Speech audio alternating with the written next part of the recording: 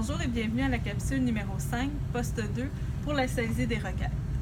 Donc, vous aurez par étudiant un petit panier comme ceci qui va contenir les spécimens et aussi un ziploc qui va contenir les requêtes qui sont liées aux spécimens. Donc, vous aurez 10 patients, donc 10 requêtes à saisir dans le logiciel. Pour les requêtes, vous avez des différentes informations à regarder. Premièrement, le nom et le prénom du médecin, son numéro de permis, l'endroit où il travaille, le numéro de téléphone. La signature doit toujours apparaître, sinon ce n'est pas adéquat. La date, une date de requête, c'est bon 1 an. Donc, il faut s'assurer que la requête est valide dans l'année précédente ou moins. Vous avez aussi des informations relatives aux patients, donc le numéro de requête qui est relié aussi au numéro du spécimen. Vous avez le RAMQ. Les 3 premières lettres correspondent aux 3 premières lettres du nom de famille. La 4e lettre correspond à la première lettre du prénom. Les 2 premiers chiffres correspondent à l'année de naissance du patient. Les 3e et 4e chiffres correspondent au mois de naissance du patient. Si c'est un chiffre qui excède 12, donc par exemple 57 ou 62, c'est qu'il s'agit d'une femme. Donc on ajoute 50 au chiffre du mois. Donc une femme qui serait née en décembre, donc le 12e mois, on indiquerait 62, donc 12 plus 50. Le 5e et 6e chiffre, ça correspond à la date, au jour de naissance du patient. Et les 2 derniers chiffres, ça correspond à de l'archivage au niveau de la RAMQ. Donc, ce n'est pas en lien avec la date de naissance du patient. Vous avez bien entendu prénom et nom de famille du patient, le nom complet. Vous avez aussi le prélèvement, la journée, l'heure du prélèvement et les initiales de la personne qui a prélevé le patient. Donc, c'est important d'avoir la journée et l'heure du prélèvement, les initiales aussi. On accepte quand même un prélèvement qui vient de la journée. Donc, on n'a pas un délai de 4 heures minimum avant de recevoir le spécimen. En biochimie, on peut se permettre un plus grand délai. Et vous avez aussi des tests qui sont sélectionnés. Donc, assurez-vous de vraiment vérifier toute la requête pour ne pas oublier un test quand vous allez faire la saisie. Donc, c'est ce qui a trait à tous les types de requêtes.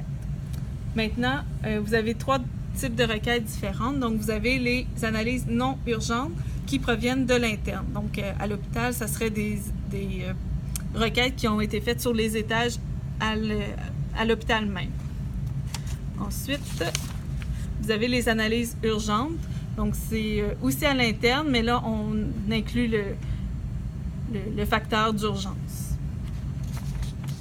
Et vous avez aussi tout ce qui est externe, donc des cliniques qui seraient à l'extérieur de l'hôpital ou des prélèvements à domicile, on remplirait une requête externe.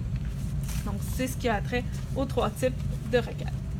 Donc, une fois que vous êtes au poste informatique, vous avez le logiciel poste saisie requête qui est une base de données et vous aurez à compléter selon ce qui est indiqué dans votre protocole. Donc, à compléter, à chercher les dossiers des patients et remplir les informations relatives aux requêtes.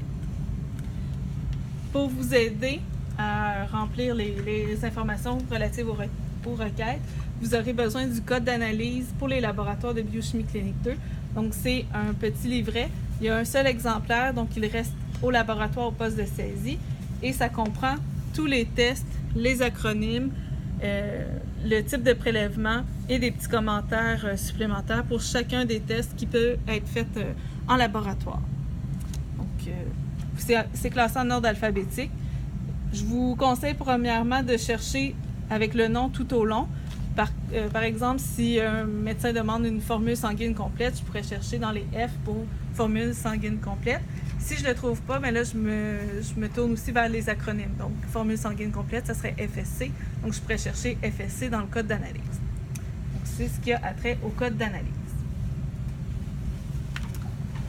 Dans votre protocole, page 19, vous avez, pour ce qui est de l'enregistrement de vos données pour le logiciel de saisie de requête, on vous demande de sauvegarder sur le bureau de retrouver dans la section bureau le dossier qui porte votre nom et double-cliquer sur celui-ci.